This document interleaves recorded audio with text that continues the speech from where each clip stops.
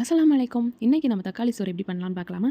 அதுவும் வீட்லயே பிரியாணி ஸ்டைல்ல எப்படி பண்ணலாங்கிறத பார்க்கலாம். குக்கர்ல கொஞ்சமா எண்ணெயும், கொஞ்சமா நெய்யும் சேர்த்துக்கலாம். இது 2மே சேர்ந்து சேர்க்கும்போது கீழ அடி பிடிக்காம இருக்கும். எண்ணெய் நல்லா காஞ்சோன்னா அதில கொஞ்சமா சோம்பு, ஒரு பிரியாணி இல, கொஞ்சமா பட்டை, ஒரு கிராம்பு. அதுக்கப்புறமா நறுக்கி வச்சிருக்க பெரிய வெங்காயம். காரத்துக்கு ஏத்த மாரி 1 இல்லன்னா 2 பச்சை மிளகா. பிரியாணிக்கும் சரி, தக்காளி சோறுக்கும் சரி, வெங்காயம் எந்த அளவுக்கு நல்லா வதங்குதோ, அந்த அளவுக்கு டேஸ்ட் நல்லாவே இருக்கும். இந்த ஸ்டேஜ்ல நம்ம தக்காளி சேர்த்துக்கலாம். தக்காளி நல்லா வதங்குறதுக்கு தேவையான அளவுக்கு உப்பு. இது கூடவே இஞ்சி பூண்டு பேஸ்ட், கேப்சிகம், குடமிளகா சும்மா இருந்ததுனால அதையும் தூக்கி இதில போட்டாச்சு. அதுக்கப்புறமா மல்லித்தழை, புதினா. இப்போ இது எல்லாமே நல்லா வதங்கணும். அதுக்கு ஒரு தட்டை போட்டு மூடி வச்சுருவோம். 5 நிமிஷம் கழிச்சு ஓப்பன் பண்ணோம்னா எண்ணெய் பிரிஞ்சு ஆவி அடிக்கிற அளவு வெந்துகிட்டு இருப்பானுங்க.